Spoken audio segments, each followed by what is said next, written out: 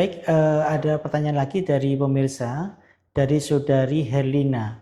Dokter, untuk suntik pelumas di sendi, apakah aman dalam jangka waktu yang panjang? Ya, eh, suntik sendi itu pada pasien-pasien terutama osteoartritis ataupun karena radang-radang yang lain ya, bisa gout arthritis, rheumatoid arthritis karena efusi sendi misalnya, maka ada beberapa macam obatnya ya. Yang pertama menggunakan asam hyaluronik acid ya. Asam hyaluronik ini adalah salah satu komponen yang dihasilkan oleh kondrosit untuk pelumas pada sendi gitu. Kemudian yang kedua disuntikan steroid, entah itu triamcinolone, dexamethasone ataupun yang lain. Yang ketiga disuntikan fluoroterapi menggunakan dextrose ya dengan gula atau menggunakan secretum stem cell ataupun menggunakan stem cell. Jadi ada berbagai macam obat-obatnya gitu. Sesungguhnya masing-masing berbeda-beda khasiat dan efek sampingnya gitu ya. Kalau menggunakan asam hyaluronik yang disebut dengan pelumas itu secara teori memang tidak ada efek samping dari substansi obatnya gitu ya. Sangat minimal sekali efek sampingnya gitu. Karena isinya adalah asam hyaluronik yang sesungguhnya sudah ada juga di sendi kita, hanya jumlahnya yang berkurang gitu ya. Maka ditambahkan pelumas itu asam hyaluronik ya.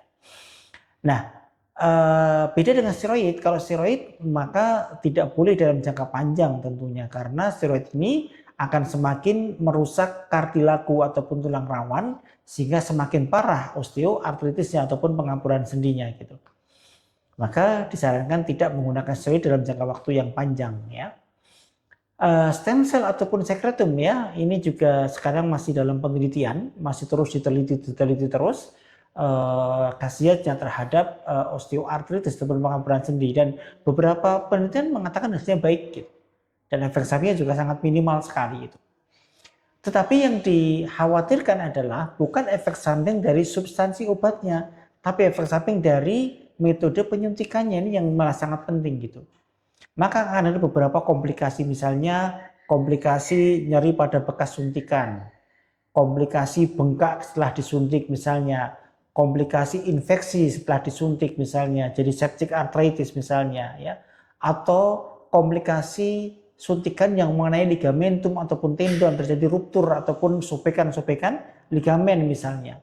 Maka yang paling banyak malah efek samping dari suntikannya, bukan dari substansi obatnya. Ini yang paling penting. Jadi kalau pertanyaannya apakah ada efek samping dari suntikan pelumas, secara substansinya tidak ada, minimal sekali efek sampingnya ya. Tetapi metode penyuntikannya ini yang menimbulkan efek samping kebanyakan gitu. Jelas ya?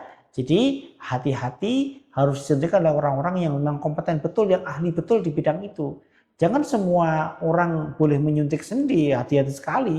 Di situ sekitar sendi banyak sekali jaringan-jaringan, organ-organ yang memang akan bisa terkena suntikan, dan itu akan berimbas kepada efek samping yang terjadi. Misalnya nyeri setelah suntikan, ya. Jadi bukan karena asam hyaluroniknya yang menyebabkan nyeri, tapi karena tusukannya tadi itu gitu ya. Bengkak, infeksi dan lain sebagainya. Maka yang paling banyak terjadi adalah efek samping dari suntikannya, bukan substansinya.